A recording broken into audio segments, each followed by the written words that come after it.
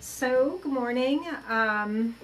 This morning I got the idea to work on a series of photographs of yogic hand mudras. I'm trying to reinvigorate my own spiritual practice, and I like the idea of using physicality to center the mind and the body. This morning I'm using Polaroid film, and I thought it might be fun for people to see how I set up and shoot my Polaroids and hear a little bit about the process as I go along. First of all, let me show you right here. I've got a website online with different mudras. I've done a few already, and I don't know what that is. Stop it. Sorry about that. There we go. And I've done one for kind of protection from negative energies, and one for I think it was for intuition and contacting or feeling a connection to the spirit realm. So now I'm looking for a few others. This is kind of a neat little website, because you can click on the mudra and it will tell you what it's for. Ushas mudra gesture helps to spark creativity and enliven sexuality. Good catalyst for new projects. Well, that part there, the catalyst for new projects, works for me really well. Interlace fingers with palms facing upwards and circle right thumb between left thumb. Okay, I think I can do that. So here's, I have my tripod set up right here, and there's my Polaroid. So give me a sec here while I kind of get this all set up. I think you'll be able to see that. So I set my camera up on the tripod. I've got it set up so that my backdrop there doesn't show anything really goofy or ugly. And I've got, this is a little timer for my Polaroid, self-timer, and it pushes the button down there. This is an old, and I check my distance with the little viewfinder and kind of hold it there. So this was in circle, let me check that again. Encircle right thumb between left thumb and index finger. So the mudra is like this, and I'll check this again. This is the way this is the way I work. It's not really straightforward a lot of times, but that's okay. So that's the mudra. So I have a little cock my shutter, and I've got my distance. A lot of this is intuitive for me as far as where I am in the frame. Okay. And this is a 20-second exposure film.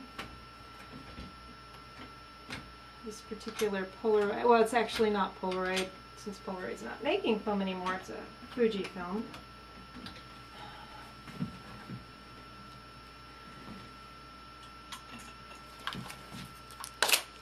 And I'll count to 20.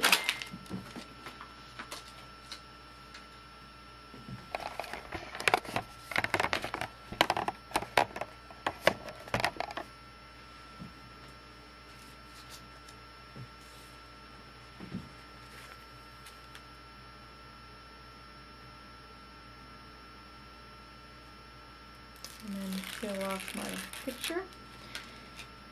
It's a little, I don't like the framing on this one that well. I may need to reshoot it, but so there's the picture afterwards. And these are my goops. These are probably the ones I'm going to scan and use. I have a few others here. because they are so interesting as far as the solarization goes. And I need to actually, with this one, take off the outside. Yeah, the framing's not so good on that one. That's the trouble with moving around and doing different things. I'm trying to remember where in the frame I am. I've been shooting self-portraits for so long that, at least with certain cameras, I pretty much know where I am, but every once in a while it gets really off, particularly if it's more of a macro. So what I do now is I will take this goop, as they are called, and I dry it really quick with a hair dryer. The surface of it for scanning will have a lot less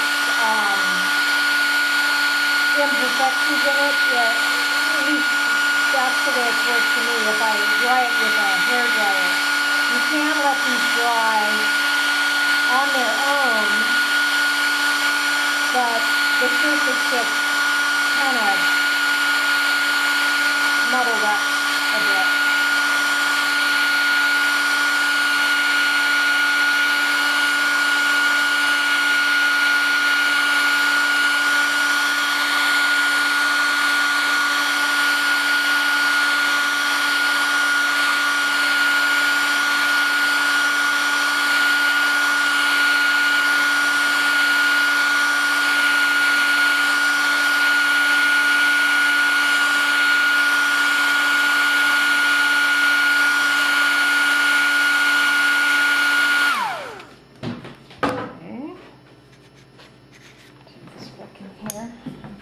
Others. So, let's see if I can get this working. I've got a little Gorilla Pod. I've got the video camera on a Gorilla Pod so I can have it at the right height and actually be in the frame when I talk, even though I'm not quite level. There we go. So that's the shooting part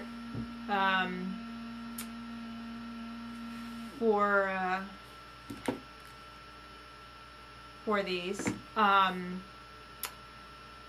After those dry, I scan, because Polaroid prints are so small, I haven't actually incorporated them as they are into any artwork. I usually scan and then make negatives, digital negatives for cyanotype and that kind of process, or they can be scanned and enlarged and printed with an inkjet, or you could have C prints made, I suppose.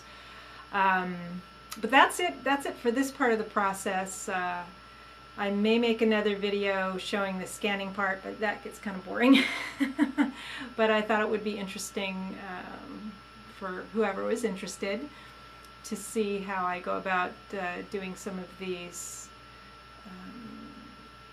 goops and Polaroids.